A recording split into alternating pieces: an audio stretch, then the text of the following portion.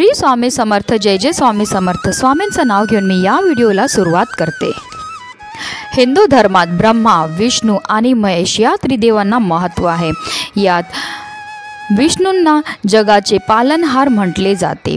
विष्णू पूजनासाठी एकादशी समर्पित आहे। वर्षभरामध्ये एकूण 24 एकादशी येतात आणि जर अधिक मास असेल तर तेव्हा 26 एकादशी येतात। प्रत्येक एकादशीला आपले एक वेगळे महत्त्व असून प्रत्येक एकादशीचं वेगवेगळं नाव देखील आहे। त्यानुसार फाल्गुन महिन्यातील एकादशी तिथी 20 मार्च रोजी आहे। फाल्गुन महिन्यात येणाऱ्या या तिथीला आमलकी एकादशी किंवा रंगभरी एकादशी असं देखील म्हटलं जातं।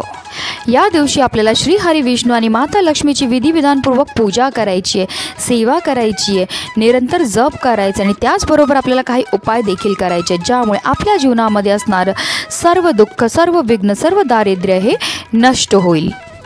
आणि म्हणूनच आपल्याला आमलकी एकादशीच्या दिवशी आंघोळीच्या पाण्यामध्ये ही एक वस्तू टाकायची आहे ज्यामुळे आपल्या जीवनामध्ये असणारं सर्व दुःख, सर्व विघ्न, सर्व दारिद्र्य, त्याचबरोबर इडापिडा असेल, नकारात्मकता असेल, करणीबाधा असेल तर हे सर्व नष्ट तर होणारच आहे, पण त्याचबरोबर आपल्या 7 पिढ्यांचं दारिद्र्य देखील नष्ट होऊन आपल्या जीवनामध्ये सुख, समृद्धी, ऐश्वर हे कायम टिकून राहणार आहे। अतिशय प्रभावी असा हा उपाय जो प्रत्येकाने उद्याच्या दिवशी करायचा आहे त्याबद्दल सविस्तर आणि महत्त्वाची अशी माहिती मी तुम्हाला या व्हिडिओमध्ये देणार आहे। तर व्हिडिओ पूर्ण पहा आणि जर तुम्ही माझ्या चॅनलवर नवीन असेल तर चॅनलला सबस्क्राईब करा आणि शेजारी बेल आयकॉनसुद्धा प्रेस करा जेणेकरून तुम्हाला माझ्या नवनवीन व्हिडिओचं नोटिफिकेशन हे मिळत राहील। पंचांगानुसार आमलकी एकादशी 20 मार्च रोजी दुपारी 12:21 सुरू होईल तर दुसऱ्या दिवशी म्हणजे 21 मार्च रोजी दुपारी 2:22 समाप्त होईल।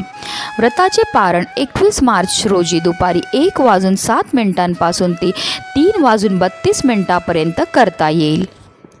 फाल्गुन महिन्यातील शुक्ल पक्षातील एकादशीला आमलकी किंवा रंगभरी किंवा आवळा एकादशी म्हणून साजरी केली जाते।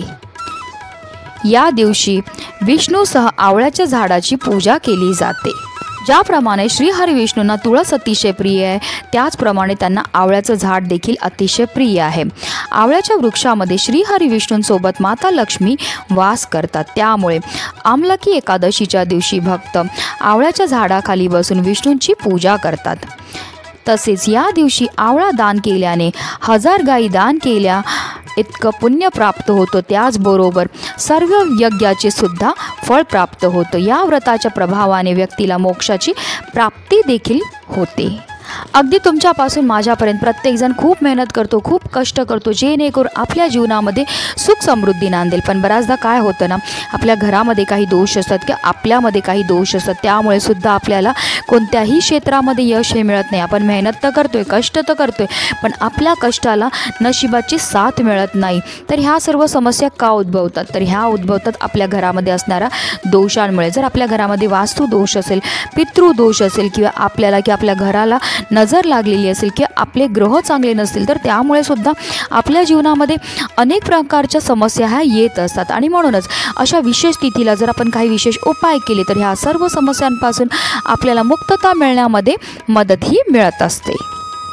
आणि म्हणूनच आपल्याला आमलकी एकादशीच्या दिवशी आंघोळीच्या पाण्यामध्ये ही एक वस्तू टाकायची ज्यामुळे आपल्याकडनं झालेल्या कळत नकळत पापांपासून आपल्याला मुक्तता तर मिळणारच आहे, पण त्याचबरोबर आपल्या 7 पिढ्यांचं दारिद्र्य नष्ट होऊन आपल्या घराची, आपल्या मुलांची, आपल्या पतीची भरभरून अशी प्रगती होणार आहे। तर चला जाणून घेऊया तो उपाय आपल्याला कसा करायचा आहे। जर तुम्हाला शक्य झालं तर उद्याच्या दिवशी आवर्जून तुम्ही एखाद्या तीर्थक्षेत्री जाऊन गंगा स्नान करावं, पण हल्लीच्या धावपळीच्या जीवनामध्ये प्रत्येकाला तीर्थक्षेत्री जाऊन स्नान करणं शक्य नसतं आणि म्हणूनच आपल्याला घरच्या घरी आंघोळीच्या पाण्यामध्ये हा काही वस्तू टाकायच्यात आणि त्याने आपल्याला स्नानही करायची आहे। सगळ्यात पहिली वस्तू जी आपल्याला आंघोळीच्या पाण्यामध्ये टाकायची ते म्हणजे गंगाजल। गंगाजल टाकून जर आपण स्नान केले तर त्यामुळे आपल्या तनाबरोबर आपल्या मनाची शुद्धी तर होतेच होते, त्याचबरोबर आपल्याकडनं झालेल्या कळत नकळत पापांपासून आपल्याला मुक्तता मिळते आणि तीर्थक्षेत्री स्नान केल्याचं आपल्याला पुण्य देखील प्राप्त होतं। दुसरी वस्तू जी आपल्याला अंघोळीच्या पाण्यामध्ये टाकायची ते म्हणजे तीळ. तीळ हे श्रीहरी विष्णूंना अतिशय प्रिय आहेत, कारण तिळाची उत्पत्ती ही श्रीहरी विष्णूंच्या घामापासून झालेली होती. आणि जर आपण अंघोळीच्या पाण्यामध्ये तीळ टाकून स्नान केले तर त्यामुळे आपल्या जीवनामध्ये असणाऱ्या प्रखरातला प्रखर पितृदोष आहे त्यापासून सुद्धा आपल्याला मुक्ती मिळण्यामध्ये मदतही मिळत असते. तिसरी वस्तू जी आवर्जून आपल्याला अंघोळीच्या पाण्यामध्ये टाकायचे आहे ते म्हणजे आवळा. एक आवळा तुम्हाला टाकायचा आहे, कारण आवळा हा श्रीहरी विष्णूंना अतिशय प्रिय आहे. तर ह्या 3 वस्तू आपल्या अंघोळीच्या पाण्यामध्ये आपल्याला टाकायचं आहे आणि आंघोळ ही करायची. पण बऱ्याचदा लोक चुकीच्या पद्धतीने आंघोळ करतात, त्यामुळे सुद्धा आपण केलेल्या उपायाचा आपल्याला चांगला फळ हे मिळत नाही. तर आपल्याला काय करायचं, आंघोळ करताना सगळ्यात पहिला 1 मग पाणी आपल्या उजव्या खांद्यावर टाकायचं आहे, त्याचबरोबर 1 मग पाणी आपल्या डाव्या खांद्यावर टाकायचं आहे आणि त्यानंतर आपल्याला संपूर्ण आंघोळ ही करायची. आणि आंघोळ करताना आपल्याला निरंतर ओम नमो भगवते वासुदेवाय नमः, ओम नमो भगवते वासुदेवाय नमः या मंत्राचा निरंतर जप करत करत आपल्याला आंघोळ ही करायची आहे.